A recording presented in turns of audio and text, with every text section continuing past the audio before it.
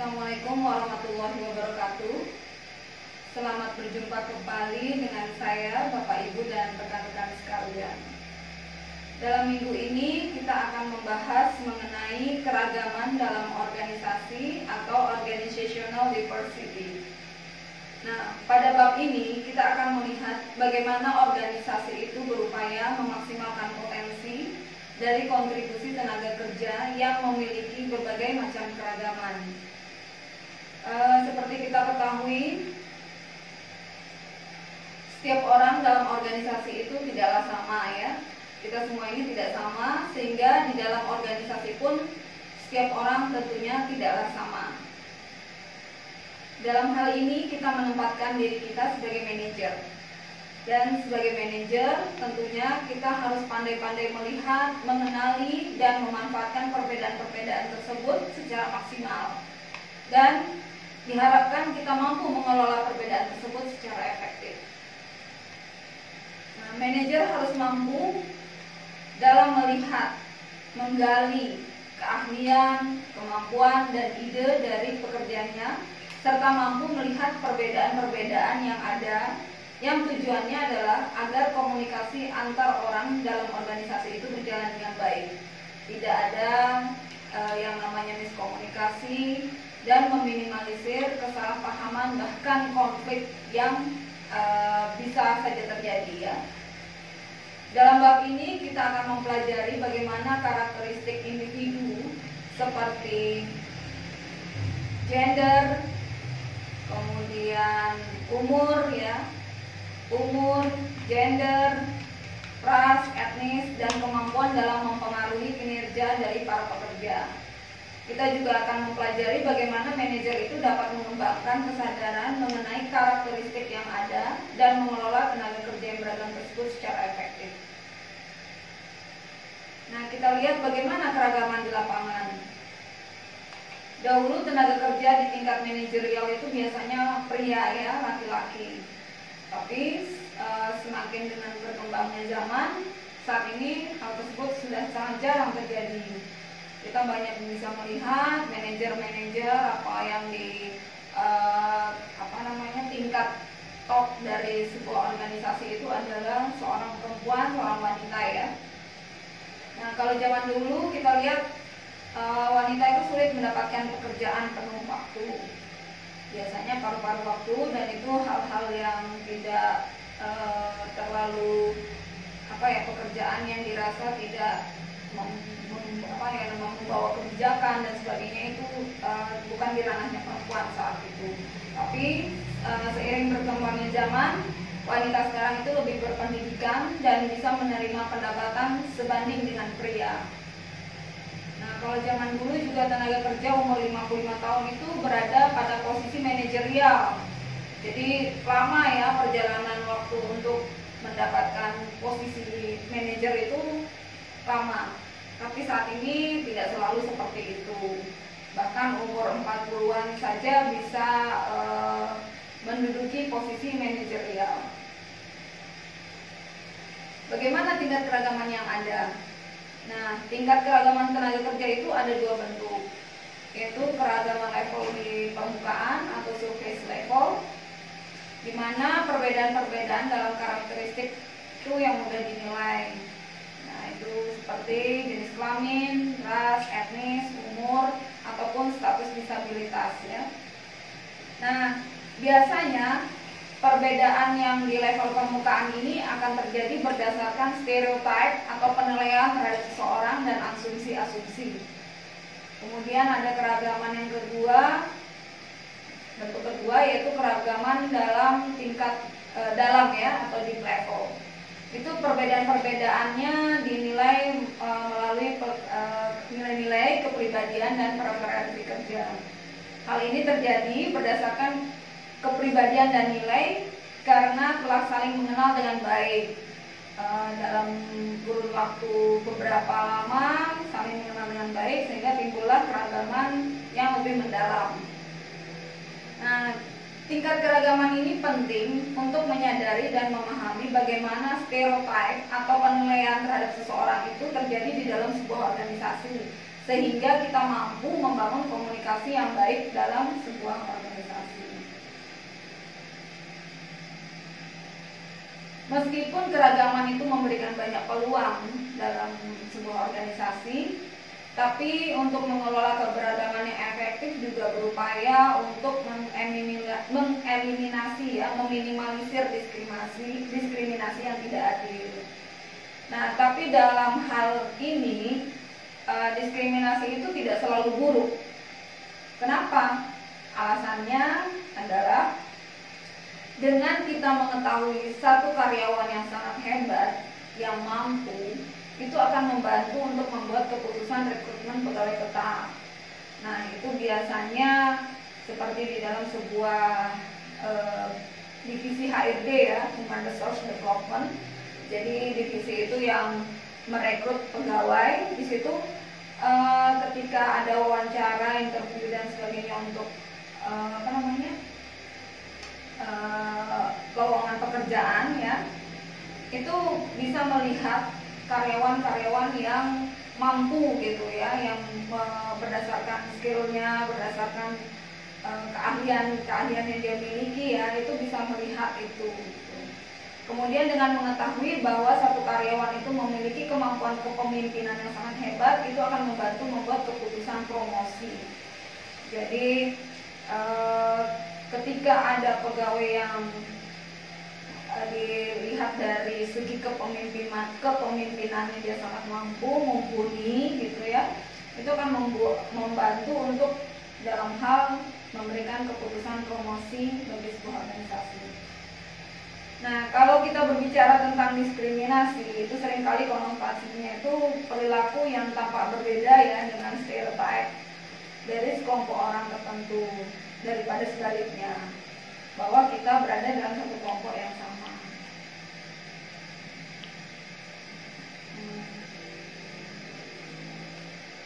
Kita lihat bentuk-bentuk diskriminasi ya. Kalau berbicara diskriminasi, di sini ada 6 contoh ya. Kalau dalam pembahasan ini ada 6 contoh bentuk diskriminasi, yaitu diskriminasi kebijakan. Itu definisinya bahwa tindakan pemimpin organisasi yang menghiraukan kesetaraan penghargaan berdasarkan kinerja. Contohnya bagaimana? Pekerja yang sudah tua ya, atau berusia lanjut, itu dia mendapatkan benefits atau fee ya lebih besar dibandingkan mereka yang masih berada di bawah, tapi kemampuannya sama. Jadi di situ ada diskriminasi kebijakan. Kemudian ada pelecehan seksual.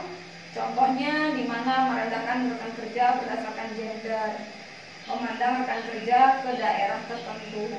Biasanya kita pekerja perempuan itu kemampuannya agak diremehkan ya. Kemudian pelecehan seksual lain itu yang memandang rekan kerja ke daerah tertentu. Ini ada di beberapa organisasi contohnya. Kemudian ada intimidasi. Contohnya saja intimidasi ini dari segi budaya ya, di mana keturunan Madura itu biasanya dicemooh melalui logat daerah. Tapi juga kalau contohnya di daerah kita di NTB biasanya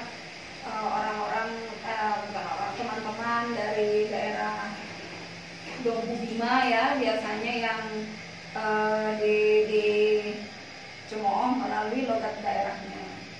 Kemudian ada penghinaan, diskriminasi yang selanjutnya, di mana karyawan keturunan Cina sering dipandang sebagai orang yang pelit. Jadi itu bagian dari diskriminasi di ras ya. Kemudian ada exclusion, bentuk diskriminasi exclusion. Contohnya wanita di bagian keuangan itu hanya diberikan pekerjaan umum atau yang ringan dan tidak diberikan perjalanan karir yang baik. Jadi dia di situ-situ aja bagiannya, dari mulai masuk sampai menjelang pensiun tidak mendapatkan promosi jabatan untuk ke bagian lain. Kemudian ada incivility. Nah, ini contohnya ketika dalam suatu rapat pendapat wanita itu sering diabaikan atau tidak dihiraukan, dipandang kurang apa ya, kurang greget ya mungkin ya. Nah, selanjutnya kita lihat rangkuman pengertian dari keragaman. Itu ya, yang tadi dari awal sudah saya jelaskan, ada surface level, ada deep level, dan diskriminasi.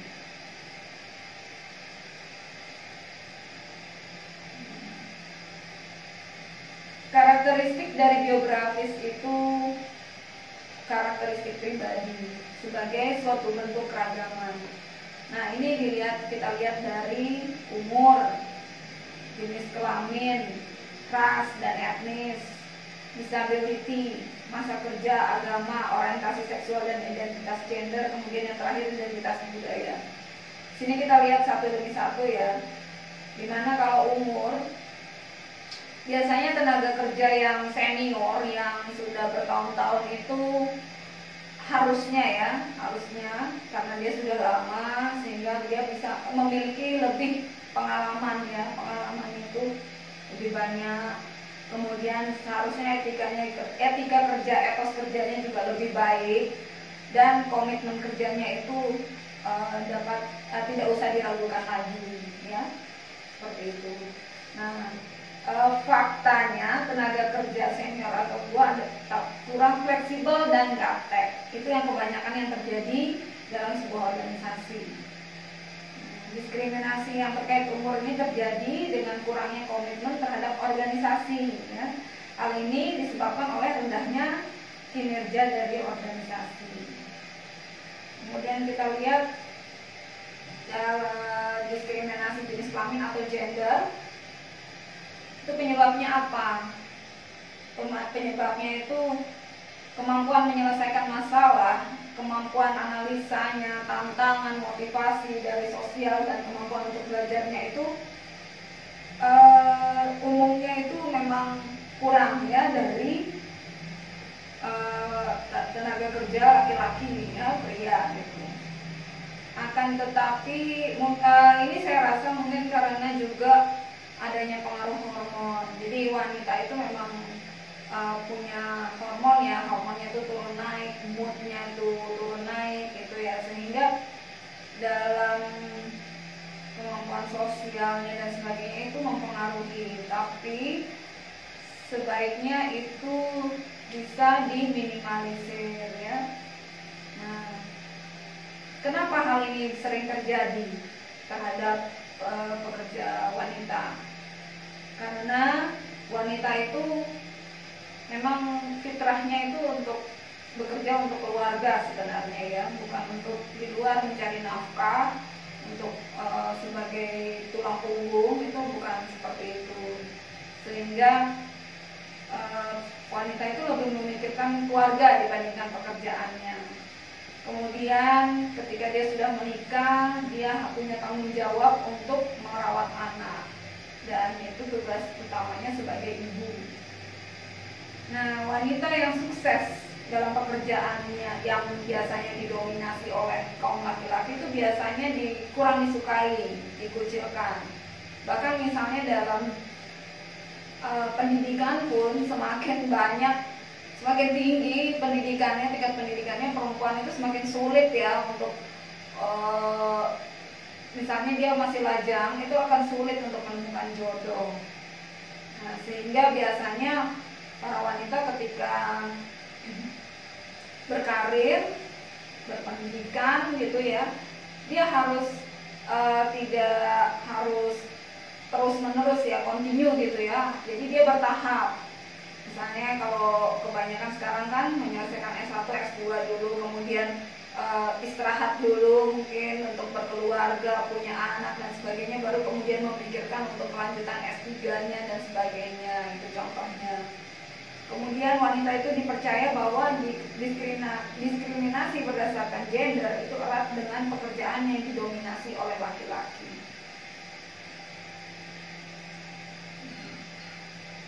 Kemudian kita lihat dari diskriminasi ras dan etnis. Nah, ras merupakan sebuah isu yang kontroversial ya. Dalam latar pekerjaan individu cenderung memilih kolega yang berasal dari ras mereka. Meskipun saat ini hal tersebut sudah semakin lama semakin berkurang, akan tetapi tidak bisa kita pungkiri itu masih saja ada, ya, masih saja ada. Jangankan sebuah pekerjaan ya, misalnya saja untuk dalam hal pendidikan, ketika mau bersekolah ya, maaf saja ini misalnya contohnya ketika kita mau ke luar negeri ya, ke Amerika misalnya, terus itu masih ada misalnya nama-nama yang mau sekolah itu berbau-bau Islami, itu mereka masih berpikir panjang untuk meluluskan orang tersebut ya, itu masih ada itu seperti itu. Bahkan di Amerika sendiri dengan sesamanya juga ada itu ya. Nah, kemudian keragaman etnis dan ras itu diperlukan sehingga mampu meningkatkan kinerja organisasi. Nah, kalau kita bisa memanage dengan baik, sebenarnya keragaman ras dan etnis itu tidak menjadi masalah harusnya ya, tapi itu memperkaya sebuah organisasi. Dari beberapa riset itu menyatakan bahwa sebuah iklim keragaman yang positif yang bisa dibangun oleh seorang manajer dengan bagus itu secara keseluruhan dapat berujung pada meningkatnya keuntungan, sehingga ketika memiliki berbagai macam pekerja dari ras dan etnis yang berbeda itu bisa memperluas promosi ya, artinya keuntungan juga bisa diperoleh ya. Nah, diskriminasi bagi kaum disability ya itu terjadi karena biasanya kurang disukai untuk direkrut sebagai karyawan. Mungkin di sini bisa dianggap menghambat gitu ya, karena dari segi fisiknya tidak dari segi fisiknya itu masih kurang gitu ya, sehingga dianggap merepotkan gitu ya, harus dibantu dan sebagainya. Dan biasanya kaum disability ini bukan pilihan utama calon karyawan karena tidak memiliki ekspektasi besar. Jadi dia punya keterbatasan sehingga bagi sebuah organisasi, terutama organisasi swasta itu kurang diutamakan.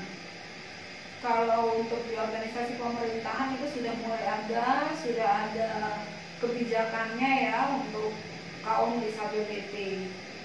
Nah, kemudian kaum disability ini juga hanya mampu untuk posisi tertentu. Dia tidak bisa seperti bekerja di lapangan itu dan sebagainya, itu tidak bisa sebebas itu ya. Jadi bukan posisi yang berhubungan dengan pihak eksternal secara langsung. Kemudian kita lihat lagi dari karakteristik geografis yang lainnya itu bahwa ada di sini ada masa kerja ya. Masa kerja artinya bahwa senioritas itu dalam sebuah pekerjaan tertentu itu menunjukkan bukti bahwa hubungan yang positif antara senioritas dan produktivitas kerja. Artinya bahwa semakin lama orang itu dalam sebuah organisasi, artinya pengalamannya semakin banyak. Kemudian dia istilahnya apa ya, hafal gitu ya, sederhananya tuh hafal dengan apa yang dia kerjakan. Ketika ada masalah apa itu dia sudah tahu jalan keluarnya seperti apa. Nah, kemudian karakteristik agama. Nah, itu yang seperti yang saya bilang tadi ya. Bagi negara besar seperti Amerika, isu keragaman agama itu paling besar dewasa ini adalah Islam. Jadi isu agama kalau di Amerika itu agak sensitif. Kemudian orientasi seksual dan identitas gender. Nah, ini zaman ini kan udah mulai berubah ya. Penerimaan penuh dan akomodasi atas pekerja LGBT saat ini masih dalam perdebatan yang kontroversial ya. Bagi negara-negara besar, dalam CV sebuah lamaran pekerjaan itu ada beberapa perusahaan yang sudah mencantumkan identitasnya sebagai male, female, ataupun shemale. Shemale itu ya buat kaum LGBT itu. Nah, bagi organisasi yang berada dalam lingkup kawasan yang apa istilahnya, yang menyetujui ya, mengakui adanya LGBT itu sudah ada di CV lamaran pekerjaan, itu sudah ada. Nah, studi ini dilakukan oleh Harvard University ya di Amerika. Itu mengungkapkan bahwa lamaran tanpa penyebutan identitas tersebut mendapat panggilan kembali sekitar 60% dibandingkan yang mencantumkannya.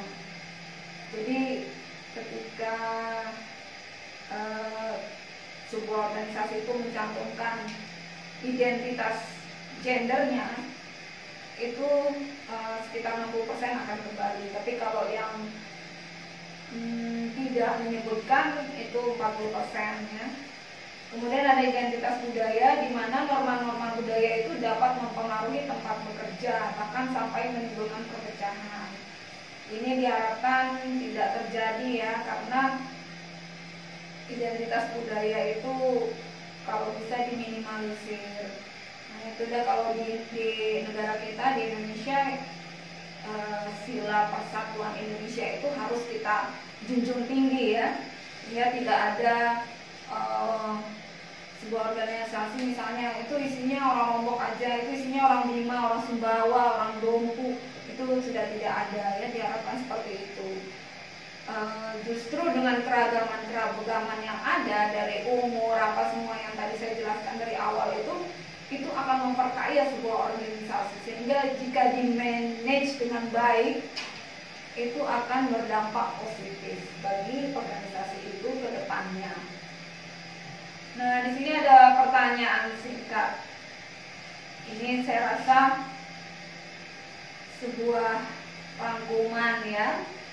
Apakah keragaman yang ada itu membantu atau mengganggu sebuah organisasi? Jawabannya iya. Dalam beberapa kasus, keragaman dalam sifat-sifat itu dapat melukai kinerja tim. Akan tetapi dalam hal lain justru dapat memfasilitasi kinerjanya.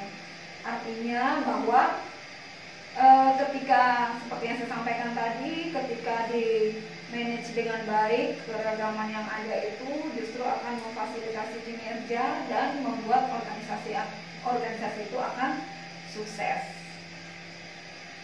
Demikian yang dapat saya sampaikan.